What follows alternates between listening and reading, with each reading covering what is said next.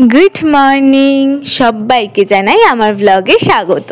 आज के होच्छे सप्तमी और ये सप्तमीते आज के सकाल सकाल मा आमाके घुम थेके तुले दिएछे।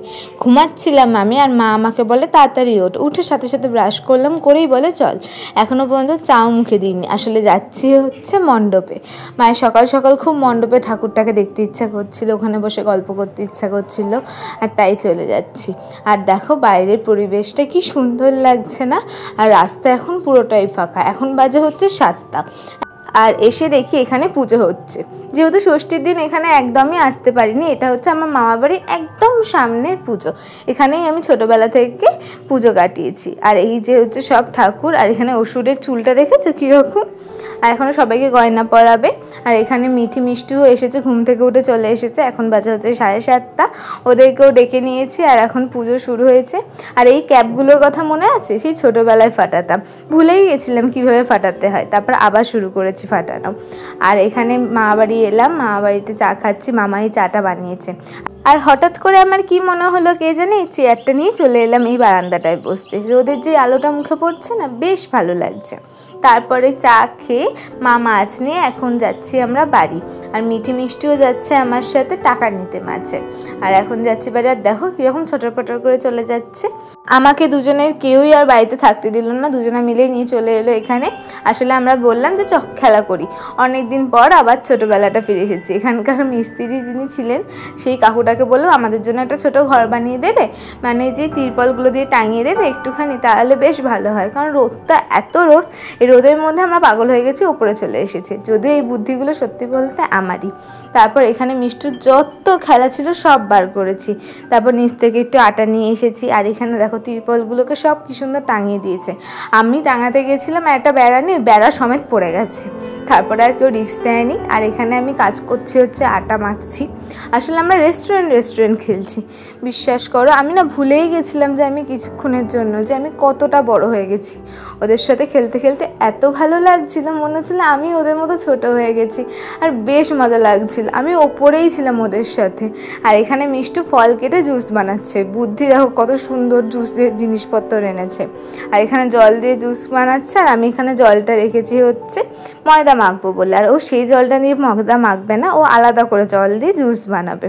আর শুধুমাত্র আমরা দুজনেই কাজ করছি এটা কিন্তু নয়, মিঠি কিন্তু রান্না করছে রেস্টুরেন্টের সব মানুষদের খাওয়াবে বলে।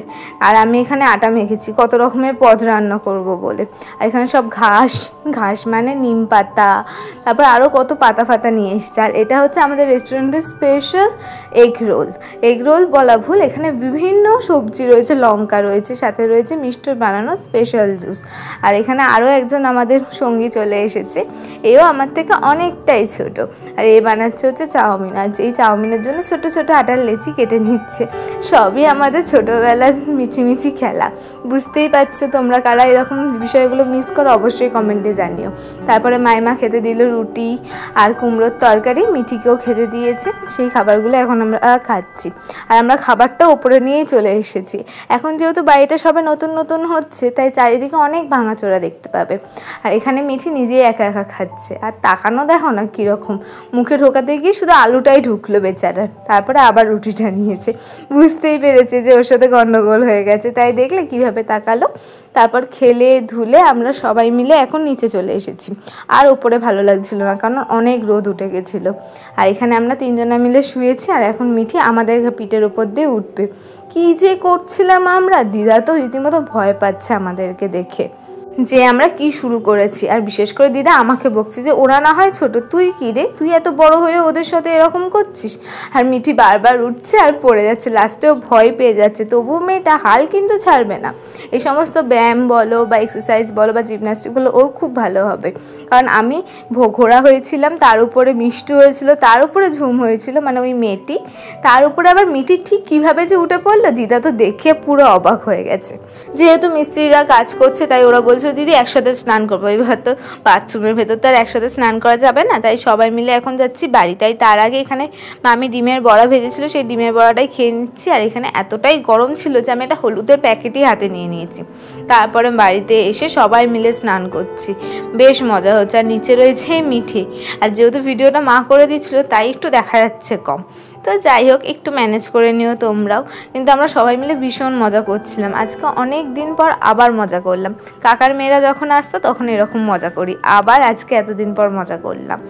সবাই যে যার বাড়ি চলে গেল, তারপরে বাবা এলো আর এখানে আমি খেতে বসেছি। আছে ভাত, উচ্ছে আলু ভাজা, পেঁপে সেদ্ধ, আর সাথে রয়েছে মাছের আলু বেগুন দিয়ে তরকারি। আর কাকু আমার জন্য স্পেশালি চিকেনটা পাঠিয়েছিল।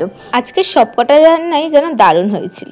সন্ধেবেলা বেরোবো বলে রেডি হচ্ছিলাম, বাবাই এগরোলটা নিয়ে এলো। এই সপ্তমীতে সন্ধেবেলা কী কী করলাম পরে ভিডিওয়ে থাকবে।